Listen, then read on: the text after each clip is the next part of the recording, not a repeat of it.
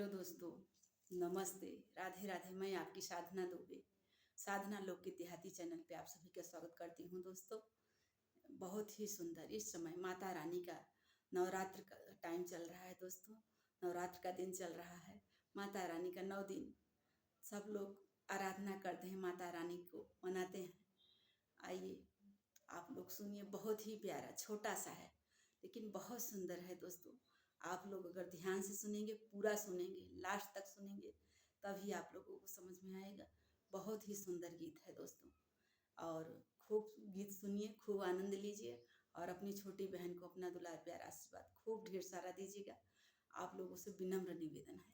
आइए देर न करते हुए वीडियो का आगे बढ़ाती हूँ।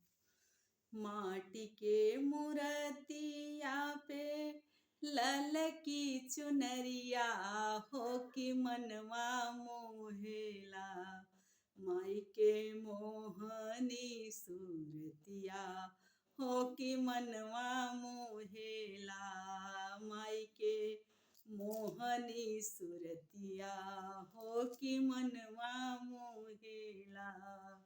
माटी के मूर्तिया पे ललकी चुनरिया हो कि मनवा मोहेला, माई के मोहनी सूरतिया हो कि मनवा मोहेला, माई के मोहनी सूरतिया हो कि मनवा मोहेला।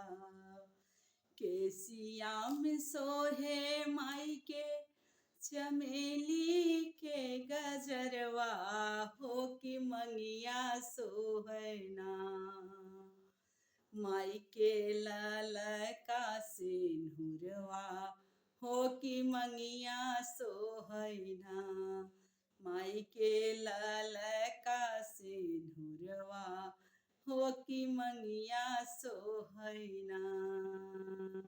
माटी के मूर्तिया पे ललकी चुनरिया हो कि मनवा मोहेला, माई के मोहनी सूरतिया हो कि मनवा मोहेला। काली काली अखिया में, काली काली अखिया में काला रंग कजरवा हो कि अखिया सोहेला, हो कि अखिया सोहेला, माई के लाल रंग टिकुलिया हो कि मथवा सोहेला, माई के लाल रंग टिकुलिया हो कि मथवा सोहेला, माई के लाल रंग टिकुलिया हो कि मथवा सोहेला। माटी के मूर्तिया पे लाल रंग, माटी के मूर्तिया पे लाल रंग चुनरिया हो कि मनवा मोहेला, हो कि मनवा मोहेला, माई के मोहनी सूरतिया हो कि मनवा मोहेला। गरवा में सोहे माई के, गरवा में सोहे माई के अढ़उल के फुलवा हो कि हथवा सोहैना, गरवा में सोहई माई के अढ़उल के फुलवा हो कि हथवा सोहैना, मैया के ललकी लल हो कि हथवा सोहैना, मैया के लाली लाली चूड़िया हो कि हथवा सोहैना। माटी के मूर्तिया पे ललकी चुनरिया हो कि मनवा मोहेला, हो कि मनवा मोहेला, माई के मोहनी सूरतिया हो कि मनवा मोहेला माई के मोहनी सूरतिया हो कि मनवा मोहेला। चांदी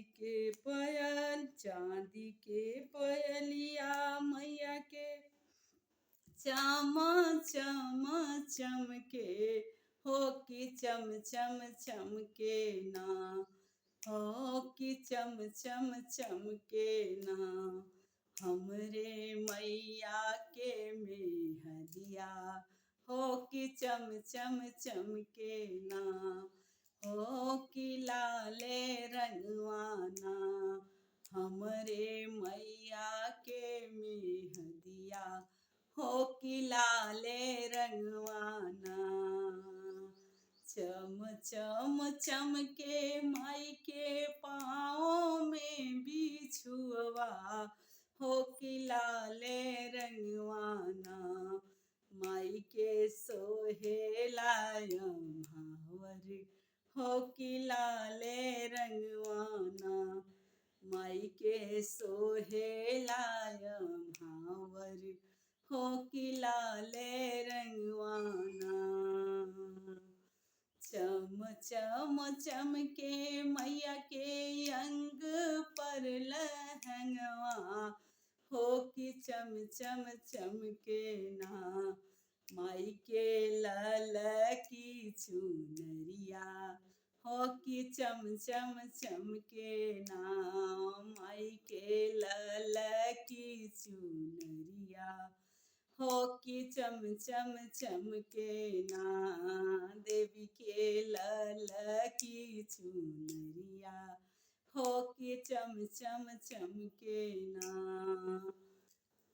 एक बार बोलिए शेरा वाली मैया की जय।